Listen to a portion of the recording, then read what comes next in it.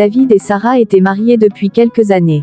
Leur amour était sincère, fondé sur la foi et les valeurs de Jésus-Christ. Dès le début, ils s'étaient promis de toujours avancer ensemble, main dans la main, à travers les joies comme les épreuves.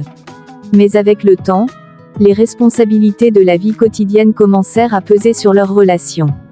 David, soucieux d'assurer un avenir stable à leur foyer, se donnait corps et âme à son travail.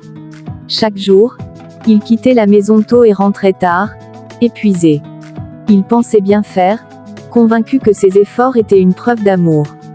Mais Sarah, elle, ressentait un vide grandissant. Ce qu'elle désirait avant tout, ce n'était pas une maison confortable ou une sécurité financière, mais un mari présent, à ses côtés. Ce soir-là, comme tant d'autres, David poussa la porte de leur maison, fatigué. Il posa sa mallette près du canapé et s'affala avec un profond soupir. Sarah l'observa un instant avant de s'approcher doucement. « Tu rentres tard, encore une fois ?» murmura-t-elle d'une voix douce, mais légèrement empreinte de tristesse. David passa une main sur son visage. « Là, je sais. Le travail m'a retenu. J'essaie juste de nous assurer un avenir meilleur. » Sarah croisa les bras, cherchant ses mots.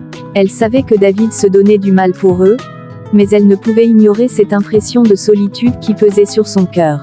« Et moi dans tout ça, David ?»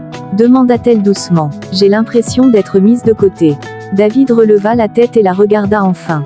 Il vit dans ses yeux une lueur qu'il n'avait pas remarquée depuis longtemps, un mélange d'amour, de fatigue et d'attente. Il prit sa main entre les siennes. « Ce n'est pas ce que je veux, Sarah. Je suis désolé si tu te sens seule, je ne réalise pas toujours à quel point tu comptes pour moi. » Elle baissa les yeux, émue. « Ce que je veux, c'est juste partager plus de moments avec toi, pas seulement t'attendre chaque soir en silence. » David resserra sa prise sur sa main et caressa doucement ses doigts.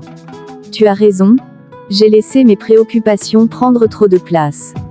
Je promets de faire mieux. » Sarah releva les yeux vers lui. « Je ne veux pas seulement des promesses, David, » murmura-t-elle.